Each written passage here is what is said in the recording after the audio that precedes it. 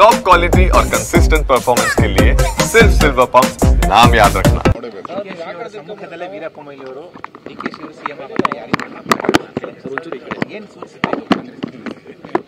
ನಾನು ಕೂಡ ನೋಡಿದೆ ವೀರಪ್ಪ ಮೊಯ್ಲಿಯವರ ಅಬ್ಬರದ ಭಾಷಣ.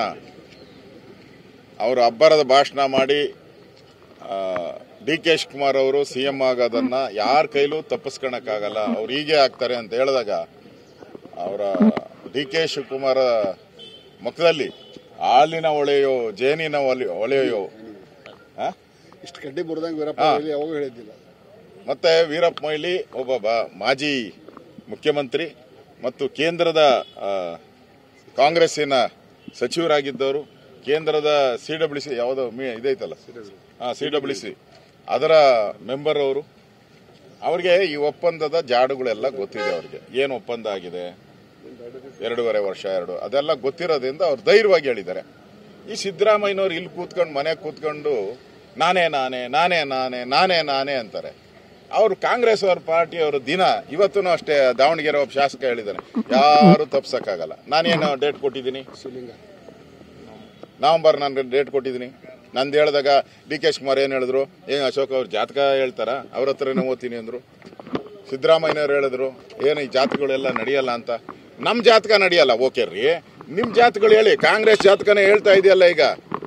ಅವ್ರ ಹತ್ರ ಇರೋ ಜಾತಕ ಗುರುಬಲ ಚಂದಾಗಿದೆ, ಅದೇನೋ ಶನಿ ಪವರ್ಫುಲ್ಲು.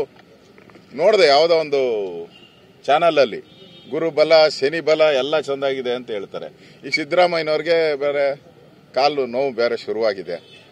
ನನ್ಗೆ ಅರ್ಥ ಆಗ್ತಾ ಇಲ್ಲ ಏನು ಒಂದಕ್ಕೊಂದು. ಈ ಕೋಡಿಮಠ ಸ್ವಾಮೀಜಿ ಬೇರೆ ಇವತ್ತು ಹೇಳಿದ್ದಾರೆ, ಅವರು ಏನೋ ಹಂಗೆ ಕೊಡಲ್ಲ ಸಿದ್ದರಾಮಯ್ಯನವರು, ಈಸಿಯಾಗಿ ಕೊಡಲ್ಲ ಅಂತ ಕೋಡಿಮಠದ ಸ್ವಾಮೀಜಿ ಹೇಳಿದ್ದಾರೆ. ಎಲ್ಲರೂ ಕೋಡಿಮಠದ ನಂಬ್ತಾರೆ. ಇಂದಿರಾ ಗಾಂಧಿ ಅವರು ಕೋಡಿಮಠಕ್ಕೆ ಹೋಗಿದ್ರು ಹಿಂದೆ, ನಂಬ್ತಾರೆ.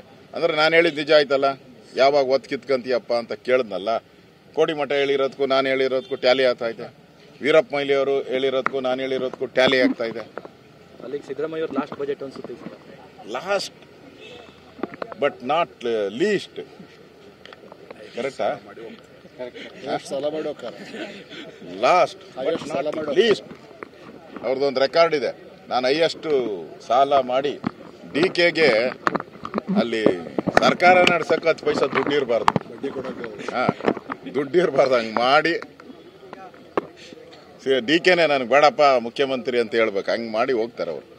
ಕಾಂಗ್ರೆಸ್ ಒಂದು ರೀತಿ 2 ವರ್ಷದಿಂದ ಒಂದಿನ ಆದರೂ ಸಿದ್ದರಾಮಯ್ಯ ಮುಖ್ಯಮಂತ್ರಿ ಅಂತ 5 ವರ್ಷ ನಾನು ಮುಖ್ಯಮಂತ್ರಿ ಅಂತ ಯಾವತ್ತೂ ಆಗಲೇ ಇಲ್ಲ. ಪ್ರತಿ ಬಾರಿನೂ ಕೂಡ ಸಿದ್ದರಾಮಯ್ಯ ಇರಲ್ಲ ಅಂತ 2 ವರ್ಷದಿಂದ ನೋಡಿದೆ. ಆಡಳಿತ ಪೂರ್ತಿ ಕುಸ್ತೋಗಿದೆ, ಆಡಳಿತ ಪೂರ್ತಿನೇ ಇಲ್ಲ. ಯಾಕಂದ್ರೆ ಮುಖ್ಯಮಂತ್ರಿ ಪದವಿನೇ ಸ್ಟೇಬಲ್ ಇಲ್ಲ ಅಂದಮೇಲೆ ಜನ ಹೆಂಗೆ ನಂಬಿಕೆ ಬರುತ್ತೆ? ಅದರಿಂದಾನೇ ಇವತ್ತು ರಾಜ್ಯದಲ್ಲಿ ಕಾನೂನು ಸುವ್ಯವಸ್ಥೆ ಹಾಳಾಗಿರುವಂಥದ್ದು, ಅಭಿವೃದ್ಧಿ ಕಾರ್ಯ ಇಲ್ಲ. ಇವೆಲ್ಲ ಈ ಎಪಿಸೋಡಿಂದಾನೆ. ಸಿದ್ದರಾಮಯ್ಯ ಇರ್ತಾರೋ ಹೋಗ್ತಾರೋ ಇಷ್ಟೇ.